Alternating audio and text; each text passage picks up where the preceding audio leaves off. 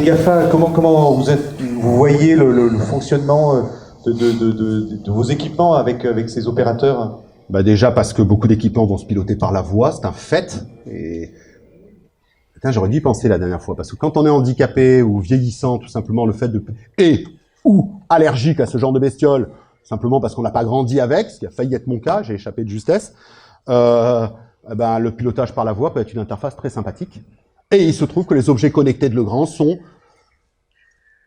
compatibles avec les 3 assistants vocaux majeurs du marché qui n'ont pas attendu Legrand pour être sur le marché et qu'il nous faut en tant qu'industriels nous assurer d'être compatibles avec eux. Donc oui, vous allumez, éteignez les lumières avec les 3 assistants vocaux du marché, vous faites baisser la température avec les 3 assistants vocaux du marché et on est content de pouvoir présenter ça à des gens qui éventuellement dans la salle seraient fans des fabricants des 3 assistants vocaux du marché en question. Ceux qui détestent, pitié, continuez à détester, il n'y a aucun souci, on peut continuer à détester et à piloter des produits normalement avec une application Legrand ou faite par un intégrateur ou faite par EDF, qui le fait très bien. Ceux qui veulent le faire avec des produits GAFA peuvent le faire avec des produits GAFA. De la même manière, finalement, on s'ouvre aussi, finalement, c'est l'interconnexion entre les différents opérateurs. Vous commencez aussi à travailler avec Renault.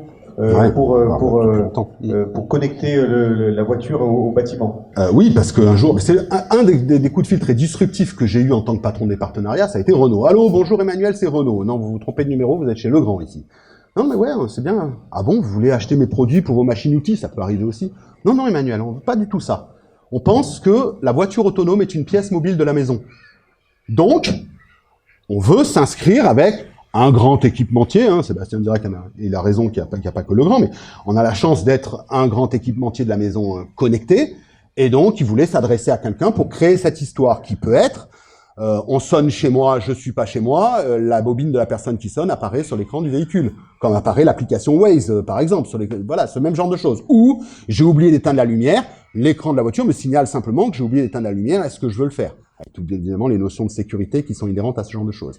Et donc, aujourd'hui, les grands fabricants d'automobiles ont vocation à parler à des grands équipementiers de la maison, comme on a la chance de l'être, parce que finalement, cette histoire, on parle pas de maison connectée ou de voiture connectée, on parle de Xavier connecté. Et Xavier, il est dans sa maison, puis dans sa voiture, puis dans son train, puis au bureau, et il revient, et tout ça, ça doit être un cheminement qui va impliquer des produits Legrand, mais pas que.